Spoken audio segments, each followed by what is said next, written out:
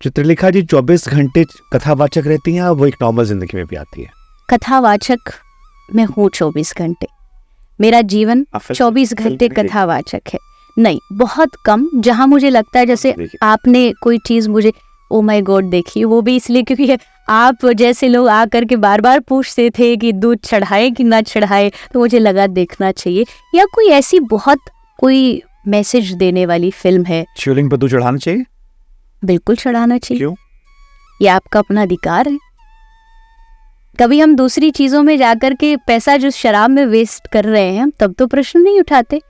आप इतना कर सकते, मैं उसके समर्थन में हूँ कि आप जो दूध चढ़ा रहे हैं उसको बाद में जाकर के वेस्ट होने की जगह आप उसको दान में, कहीं कोई गरीब हो, जो झुग्गी झोपड़ी हो, वहां जाकर के आप बांट दीजिए। बाकी शिवलिंग पर दूध क्यों ना चढ़ाए?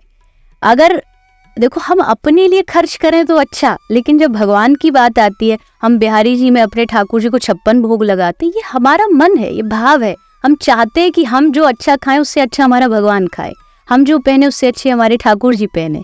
तो उसमें कोई विरोध नहीं है। पर आपको दूध अगर वेस्टेज लगता है, आप जाकर के उसको गरीबों में बांट। गाने सुनती हैं फिल्मी? मैं संगीत में बहुत रुचि रखती हूँ। बॉलीवुड म्यूजिक की बात?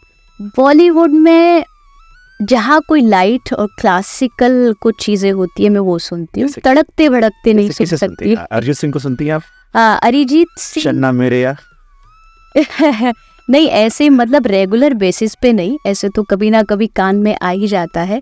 मैं जो क्लासिकल से थोड़े जुड़े हुए मैं उनको ज़्यादा सुनती हूँ, और मैं बहुत सारे संगीतकारों से मिलती भी रहती हूँ और कुछ ना कुछ उनके साथ कार्य भी करती रहती हूँ। जहाँ अच्छा संगीत होता है तो उसको सुनना मुझे अच्छा लगता है। तो कथावाचक के अलावा आपके जीवन में फिर क्या होता है? कभी ब्रेक लेती हैं आप, लाइक 1 महीने में, 2 महीने में, कि ठीक है मैंने 4 महीने ईश्वर को समर्पित किया, अब शादी भी हो गई है, घूम आते हैं, या पतिदेव फोर्स करते हैं कि यार थोड़ा समय इधर भी, तो शादी भी की है, वो भी एक जीवन का हिस्सा है? नहीं, देखो ये ब्रेक वाला चीज़ पता है हम कम सोचते, जब हमको ये लगता हम काम कर रहे हैं, अब काम से ब्रेक चाहिए। कथा मेरा काम नहीं है, ये मेरा प्रोफेशन नहीं है। मुझे लगता है ये मेरा जीवन है। अगर थोड़ी देर के लिए मुझे ये सोचने को कोई कह दे कि तुम कथा अपनी लाइफ से हटा दो, जीवन से हटा दो, तो मुझे लगता कुछ भी नहीं बचा। भाई साहब नहीं कहते कि थोड़ी जिम्मेदारी हमारी तरफ भी है? ठीक, 80% उधर दिया, 20 तो देके जाओ। नहीं, उसके लिए देखो हम, या आपने पहले से शादी के पहले करवा लिया था कि नहीं? नहीं, ऐसा कुछ नहीं है, लेकिन भगवान की कृपा से सारी बातें डाल के जा रहा हूँ उनके मन में पॉडकास्ट के जरिए। पर मुझे लगता नहीं कि मुझ पर या उन पर इस बात का कोई असर होने वाला है। हम कथाओं के माध्यम से, मैं ये नहीं कहती कि मैं पूरी तरीके से सब चीज़ों से मुक्त हूँ, कभी मन में इच्छाएं आ भी जाती हैं, इंसान है। लेकिन जैसे कथाओं में हम बहुत सारी जगह जाते हैं, तो भगवान की कृपा से विदेशों में बहुत कथाएं होती हैं, तो वहाँ अपने आप कथा के साथ साथ घूमने का मौका मिलता है। यूरोप गई थी, 7 दिन अलग अलग देशों में गई, शादी के पहले गई थी, बाद में गई थी? शादी के बाद। एक तरीके से हनीमून ट्रिप भी हो गई। तो मुझे सोचना पड़ रहा है कि पहले गई थी बाद में गई थी, लेकिन ऐसा कई बार होता है कि जैसे हम विदेश में कथा करने जाते हैं। आपने कथा कर दी, कथा का एक समय होगा, दिन में होगी, शाम को होगी, दोपहर में होगी, सुबह होगी, जो भी होगी। उसके अलावा बाकी टाइम आप क्या करते थे फिर विदेशों में?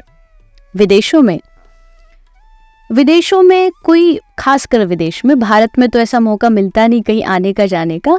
विदेश में अगर जा रहे हैं और वहाँ कोई अच्छी जगह है घूमने की, तो वहाँ जो कथा कराते हैं वो लेकर के जाते हैं कि चलिए अच्छी जगह वहाँ घूम करके आते हैं, तो वहाँ हम कभी कभी जाते हैं। लेकिन मुझे वो भी ज़्यादा पसंद नहीं है। मुझे क्या है, मेरा टाइम टेबल, मेरा रूटीन एक फिक्स है। मुझे पढ़ना बहुत पसंद है। मुझे लगता है अगर मैं घूमने जाऊँगी तो टाइम वेस्ट हो जाएगा।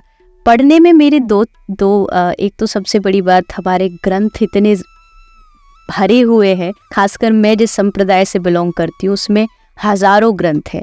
उनके पढ़ना, उनके नॉलेज गेन करना, वो, और कुछ आजकल जो समाज में कुछ चीज़ें लिखी जाती हैं जो आज के यूथ शायद उनको सुन के ज़्यादा धर्म से जुड़ेंगे, तो वो कुछ चीज़ें भी, कुछ किसी की बुक हुई अच्छी तो वो पढ़ना पसंद करती हूँ।